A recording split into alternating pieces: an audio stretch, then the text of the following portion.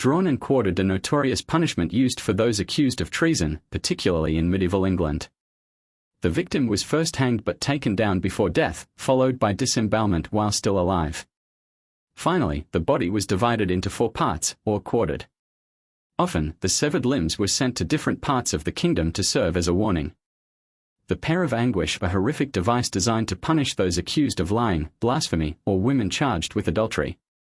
Shaped like a pear, it was inserted into the mouth, rectum, or vagina and then gradually expanded, causing unbearable internal damage. This form of torture was excruciating and often fatal. The pillory, a common form of public humiliation where the offender was locked in a wooden frame with their head and hands exposed. They would be left in a public square, subjected to mockery, beatings, or even worse by onlookers.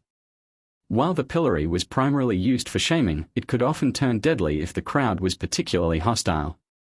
Tarring and feathering, often associated with colonial America, this punishment involved covering the victim in hot tar and then coating them in feathers.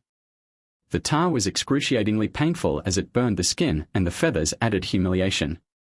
It was typically used to punish thieves, traders, or individuals who violated local customs or laws. Burning at the stake, one of the most terrifying methods of execution, primarily reserved for heretics and witches. The condemned were tied to a wooden stake and burned alive in public. Death could take a long time, with victims often dying from smoke inhalation or the intense heat before the flames consumed them.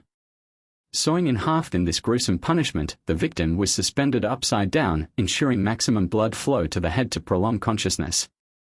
A large saw was then used to cut the person in half, starting from the groin and slowly working upward. This form of execution was often used to punish heinous crimes like murder or treason. The coffin torture, the victim was placed in a metal cage or coffin that was just large enough to restrict movement. They were often left to hang in public, exposed to the elements, animals, and sometimes birds, which would feed on them while they were still alive. Death came slowly, either through starvation, dehydration, or animal attacks. The Catherine wheel of torture, the victim was tied to a large wooden wheel and their limbs were systematically shattered with a heavy hammer or club. Afterward, the broken body was woven between the spokes of the wheel and left to die, often for days, exposed to the elements and onlookers. Boiling to death, used in various cultures, this method involved submerging the victim in a cauldron of boiling liquid, such as water, oil, or even molten lead. The process was slow and agonizing, with the victim suffering severe burns before succumbing to shock or organ failure. Crucifixion, one of the most infamous methods of execution, particularly in ancient Rome. The condemned were nailed or tied to a cross, where they would hang for hours or even days. Death came slowly, often due to asphyxiation, dehydration, or blood loss. Crucifixion was intended not just as punishment but also as a deterrent, with victims displayed in public as a warning.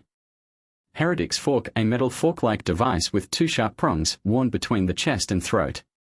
It prevented the victim from speaking or resting their head, causing extreme discomfort until they confessed or succumbed.